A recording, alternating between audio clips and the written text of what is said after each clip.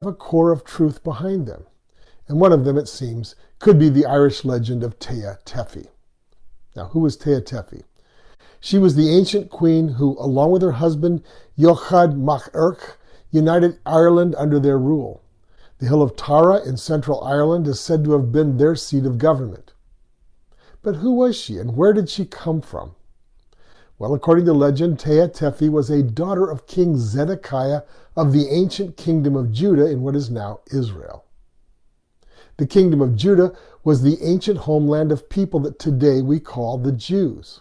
Now, she probably would have been born in Jerusalem sometime in the very late 600s BC. Okay, but how did she get to Ireland? The short version of the legend is that the Jews had rebelled against God by breaking the covenant that God made with them through Moses.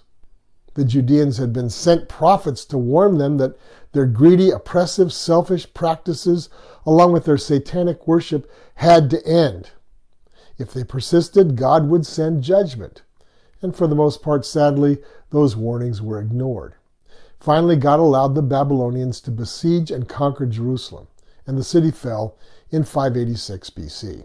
Most of the Jews were then deported to Babylon, where they remained for 70 years until the Persian conquerors of the Babylonians allowed some Jews to return to their land in 536 BC. A few escaped the 70-year Babylonian exile. Among them was the prophet Jeremiah. The Bible tells us that Jeremiah and other refugees, including King Zedekiah's daughters, fled to Egypt.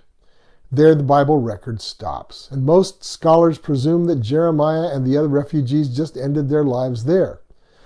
But Irish legend says that these refugees moved on, journeying to several places in the Mediterranean area and eventually ending up in Ireland. According to the legend, Jeremiah and his entourage rescued and brought with them certain sacred articles from Jerusalem. Among these were the Ark of the Covenant, saved from the Babylonian destruction of Israel's temple, the breastplate of Israel's high priest, the treasured family heirloom of King David's harp, and the Bethel stone on which their ancestor Jacob had seen heaven opened and angels moving between heaven and earth. The Bethel stone, now called the Stone of Scone or the Stone of Destiny, is actually built into the coronation chair on which all monarchs of Great Britain are crowned.